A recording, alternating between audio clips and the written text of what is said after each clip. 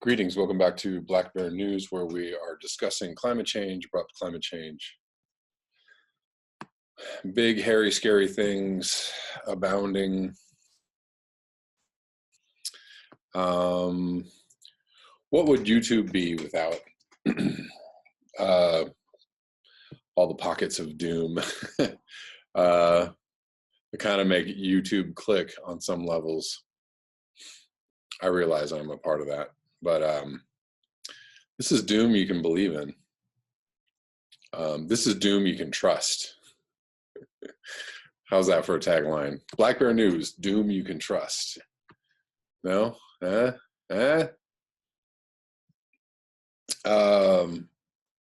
Yeah, so just gonna cover a bunch of different things in this video. First off, where are we? Oh, I wanted to read this. This is funny. This is from an email from Move On, talking about, they did a straw poll of 2020 candidates for the Democratic presidential nomination. And here's the list. I'm laughing because number one on the list is someone else don't know. Winner. 17.89%. That's hilarious to me. That's just so funny to me. Like, none of the above basically won this straw poll. So number one of people who have names was Beto O'Rourke, surprisingly at 15.6%. I guess he's got lots of favorability numbers. Second place, Joe Biden. Also very interesting, but I suppose it makes sense.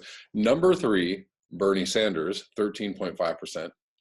So this is, seeing Bernie at number three kind of makes me feel like this is a hinky poll, but maybe it's totally true. But then again, the people that are probably support Move On, I think, are more of your mainstream, middle of the road liberals.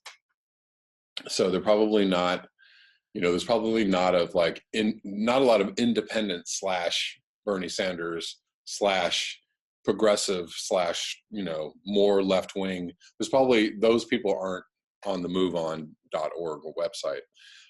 So that's probably why Bernie Sanders is number three. I personally think Bernie Sanders is the most recognizable and popular politician on the left right now. And he has the best chance at beating Trump in 2020. That's just my humble opinion. Number four was Kamala Harris. Another surprise, freshman from California. Sherrod Brown. Oh, Elizabeth Warren, number five. Okay, so that's all I'm going to go. Let's see who's running out the bottom. Bill de Blasio, way at the bottom. Andrew Gillum, not so high. Eric Holder, not so high. Tulsi Gabbard, not so high. Unfortunate, since Tulsi Gabbard is just, has some amazing thoughts on what should be done, especially in the international realm. So anyways, spent a lot of time on that. I just thought that was funny. Picking up from this article I just grabbed off of Facebook, tons of South Florida sewage finds its way into St. Johns River to devastating effect. Over the past decade, nearly 90,000 tons of sewage sludge have been trucked up from South Florida and dumped into the St. Johns River watershed, and conservationists say it's having a devastating effect. Do you think so? In 2007, the Florida legislature gave the waters of South Florida special protections, essentially banning the land disposal of sewage sludge, the byproduct of wastewater treatment facilities in the Lake Okeechobee watershed. The legislation was a response to the nutrient pollution that was seriously degrading the lake's water quality. We have all this waste. Where do we put it? Since that ban, more than 89,000 tons of sewage sludge have been dumped into the St. Johns River watershed, because why not? You know, that sounds like a good place to do it. According to Lisa Rinneman, St. John's riverkeeper, that's having a devastating effect on the headwaters of the St. John's, will also have downstream impacts as it flows our way. Okay, that's obviously not good. I'm going to link this below.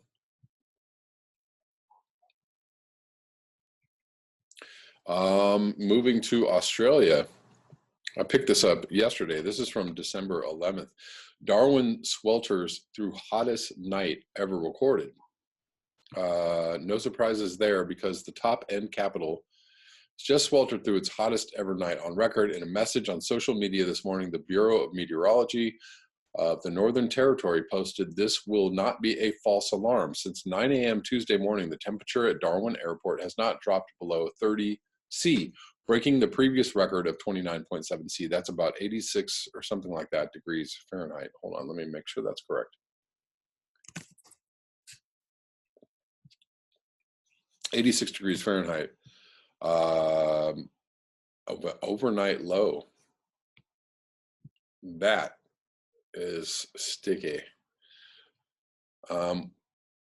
The previous overnight minimum record of 29.7 C was recorded on Tuesday morning, so it's been sweltering 2 nights in a row for Darwin residents.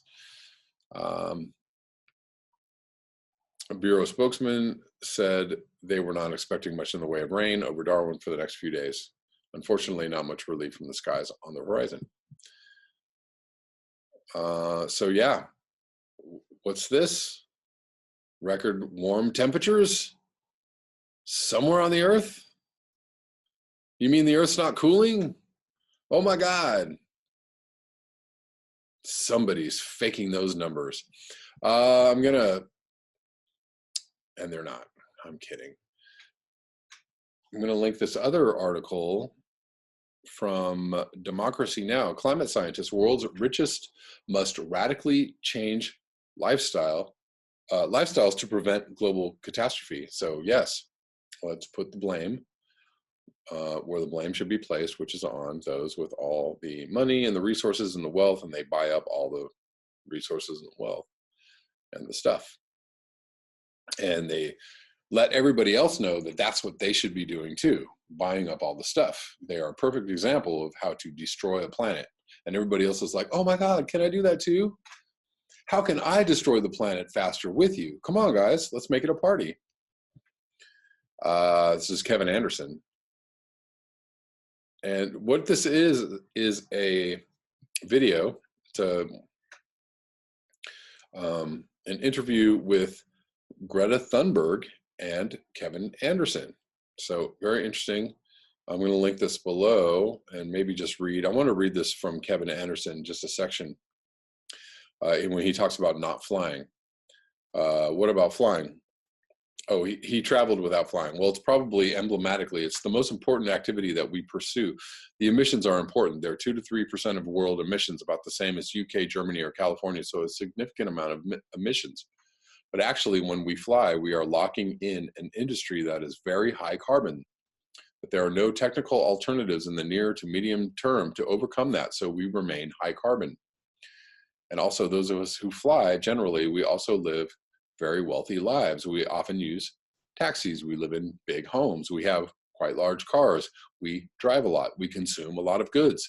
So almost it's emblematic. It captures the worst excesses in terms of our climate change impacts and also, indeed, border sustainability. And so I think it's important for people who work on climate change, I didn't understand that part, who think it's really a major issue that we demonstrate that we believe in our own research by making some significant changes to how we operate our own lives.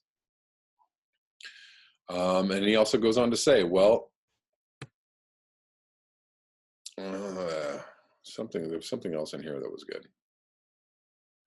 So what did you think when you first heard about this kid, this 15-year-old girl, this young woman named Greta Thunberg, who sat down in front of the Swedish parliament? When did you first hear about this? Well, it was, I think, after you first started doing it. So it was quite some time ago now. As soon as I heard about it, I just think it's good that something is, well, firstly, Bringing climate change to the fore to the public debate is important. It's not in the public debate. The COP has been very poorly represented in the media that I'm aware of and other parts of Europe. So bringing climate change to the fore is a really important issue anyways. Let me see.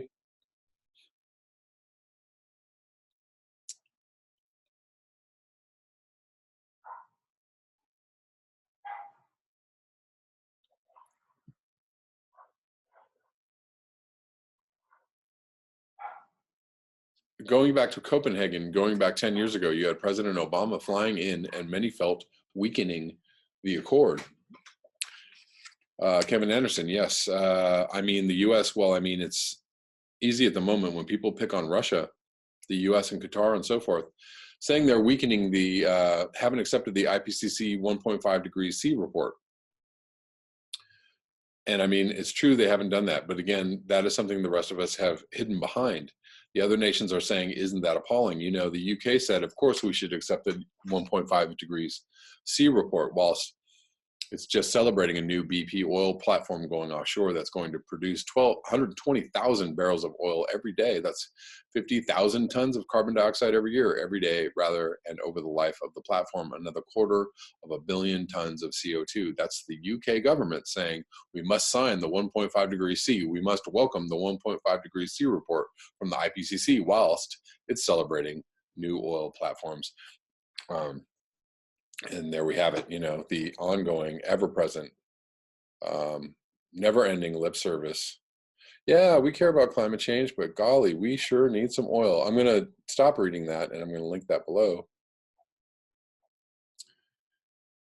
And move on to this. The Arctic Ocean has lost 95% of its oldest ice, a startling sign of what's to come. Over the past 3 decades of global warming, the oldest and thickest ice in the Arctic has declined by a stunning 95%, according to the National Oceanic and Atmospheric Administration's annual Arctic report card. The findings suggest that the sea at the top of the world has already morphed into a new and very different state with major implications, not only for creatures such as walruses and polar bears, but in the long term, perhaps for the pace of global warming itself. The oldest ice can be thought of as kind of a glue that holds the Arctic together, and through its relative permanence, helps keep the Arctic cold even in long summers. The younger the ice, the thinner the ice, the easier it is to go away, said Don Perovich, a scientist at Dartmouth. Sorry, I don't know what happened there, but whatever. A scientist at Dartmouth who coordinated the sea ice section of the yearly report. If the Arctic begins to experience entirely ice-free summers, scientists say the planet will warm even more as the dark ocean water absorbs large amounts of solar heating that used to be deflected by the cover of ice. The new findings were published as climate negotiators in Poland are trying to reach a global consensus on how to address climate change. I'm going to link this article below. Yes, it has been said when we lose the Arctic ice, who said it? We lose the planet. President of some European country, I can't remember who it was now. Was it Scandinavia? Something like that. Or it has been said, when we lose the bees, we have a few more years left of life as we know it, or life on Earth, or you know, human civilization as we know it. We are fast approaching those points in our history. We are fast approaching the summer in which we lose all the sea ice. Will it be this year, 2019? Will it be the next 2 or 3 years? It doesn't really matter, because when we reach that point, bad times, scary times are soon coming our way. We're, you know, 80% of the way to killing off all the insects on the planet. Whenever we reach 0 point or close to 0 point, whenever that is, that means we're not long for this planet, and we are fast approaching that point. That is just reality. That's just what's happening. I don't know any other way to put that.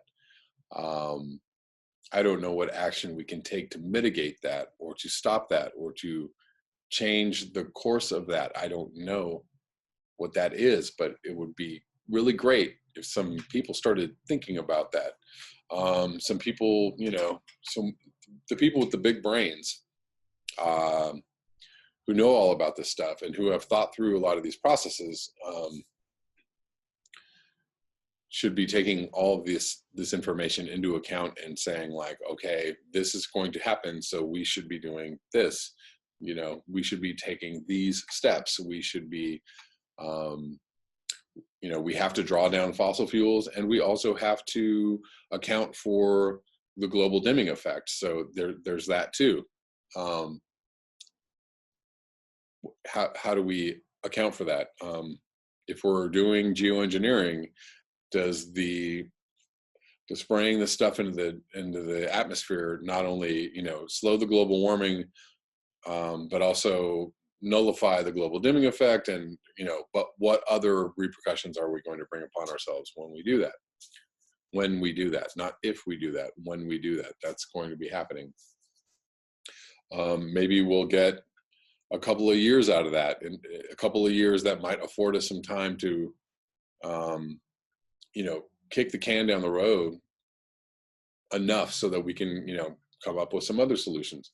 The thing is, though, is that all of those solutions need to be done like post haste, right away, globally. All governments, all people need to be doing this in a coordinated effort. All scientists, all military personnel, everybody needs to heave ho, and get, put the shoulder into this, and be doing. Not, we can't have like some people like experimenting and doing some solar radiation management, and then the rest of the world is like, hey, I'm going to Italy for vacation, guys.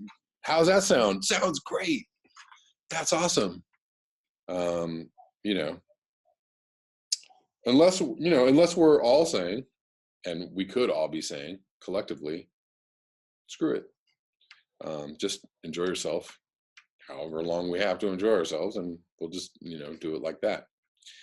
I don't know, something about that answer just doesn't sit right with me. Maybe that is all we have, but it just doesn't. I'm not willing to really go there, even though that may be where we're at.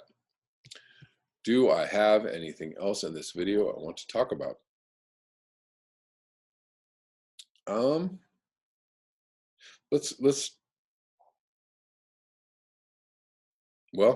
Let's read a little bit of this.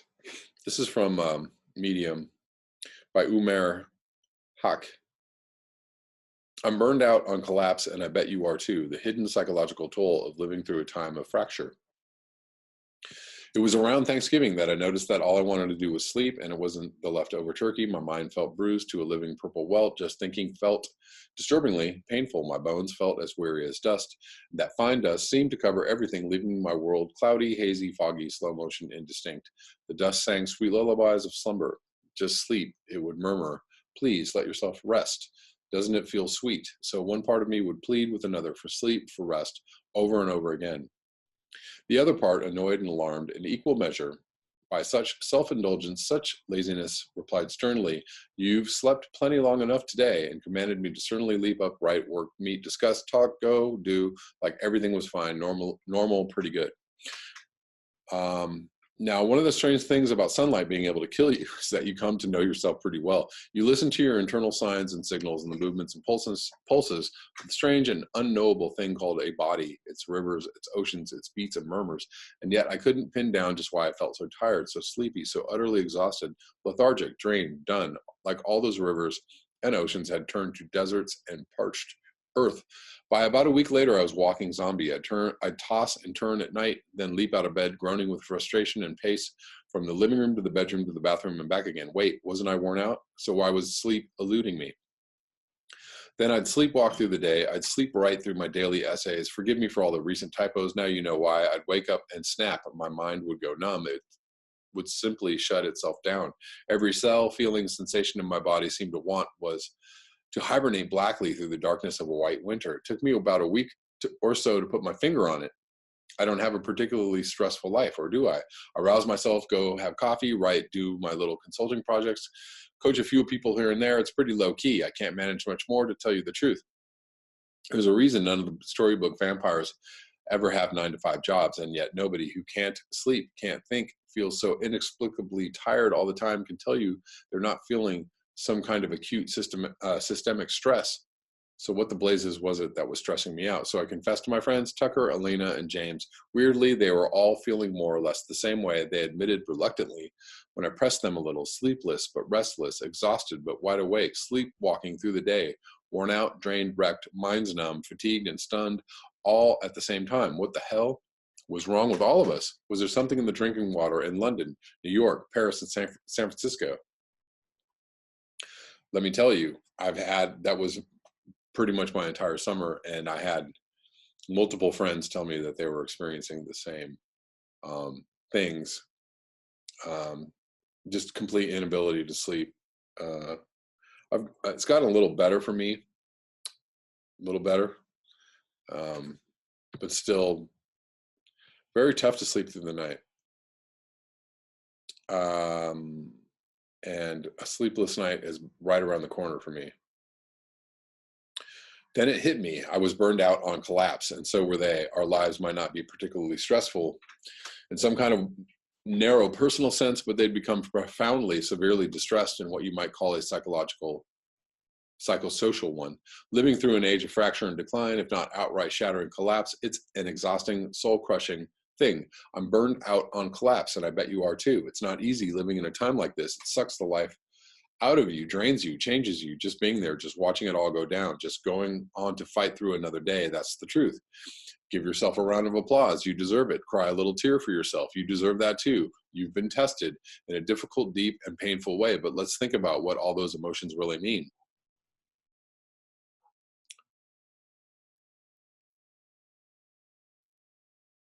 In the case of you and I think the cause of that tension, that pressure, that conflict is pretty easy to understand. Who wants to wake up and read the news? Who wants to pore over the grim headlines anymore?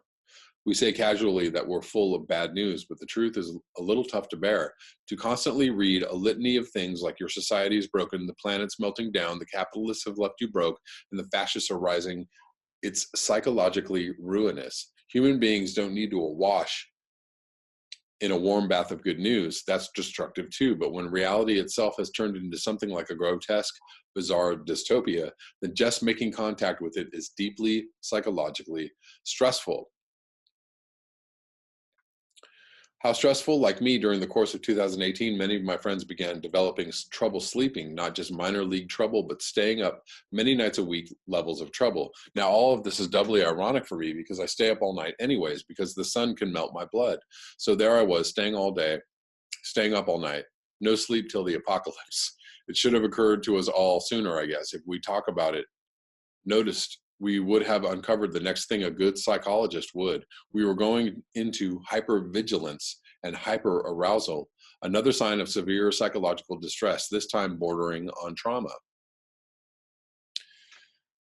To be traumatized is to be exposed to death, violence, to feel threatened with one's own non-existence, or that of a loved one.